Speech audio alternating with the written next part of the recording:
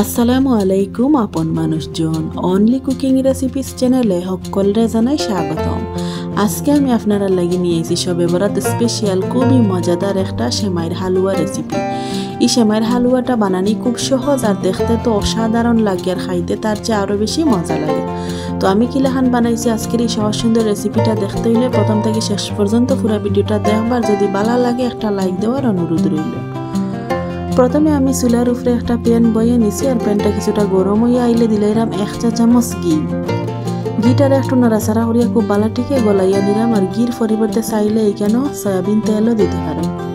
এখন দিলাইলাম ওলাখান 1 বাটি দিয়া সেমাই। আমি এখানে চিকন সেমাই নিছি আর সেমাইগুলারে হাত দিয়ে খুব বালাটিকে ভাঙ্গিয়া ওলাখান জুরজুরা করিয়া নিছি ছোট ছোট করিয়া। এখন আমি লো আছে 2 মিনিট সেমাই আর ঘি খুব বালাটিকে নাড়াচাড়া করিয়া বাজিয়া নিব। যদি আমার আজকের এই সহজ সুন্দর রেসিপিটা আপনার কাছে ভালো লাগে আমার চ্যানেলটারে সাবস্ক্রাইব করে আমার পাশে থাকার অনুরোধ রইল। দেখো কা সেমাইটা মোটামুটি আমার বাজা হয়ে গেছে। এখন আমি এখানে দিলাইলাম 1 টেবিল চামচ গুঁড়া দুধ, আর দিলাইলাম 1 টেবিল চামচ কুরানো নারিকেল, আর দিলাইলাম 1/2 কাপ অথবা 1/2 বাটি চিনি। যে বাটি দিয়ে আমি সেমাই দিছি ও বাটির 1/2 বাটি দিলাম চিনি।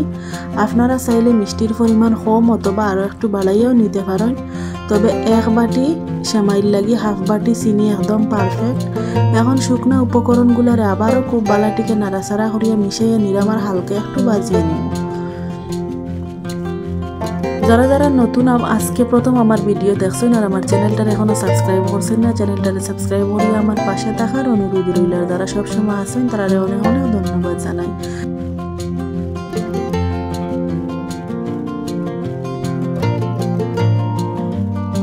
এখন ও বাটি দিয়ে 1 বাটি দিছি লিকুইড দুধ, আর দুধটা আগে থেকে জাল করা আসলো। দুধ দেওয়ার পরে এখন অনবরত চামচ দিয়ে আমি নাড়াচাড়া করিয়া মিশাইয়া নিলাম আর চুলার আঁচ মিডিয়ামে রাখিয়া এখন আমি খুব বালাটিকে নাড়াচাড়া করিয়া মিশাইয়া নিলাম। আর মিশাইতে মিশাইতে আস্তে আস্তে দেখবা সেমাইটা খুব সুন্দরভাবে টানিয়া ওলাখান হইয়া আইছে শুকনো শুকনোভাবে। আর এখন কিন্তু নাড়াচাড়া বন্ধ করা যাইতো না, অনবরত নাড়াচাড়া করতে হইব, না হয় সেমাইটা ফুলে যাব। আর মিশাইতে মিশাইতে যখন ওলাখান হয়ে যাব তখন আমি চুলা থেকে নামাইয়া কিছুটা ঠান্ডা করিয়া নিব।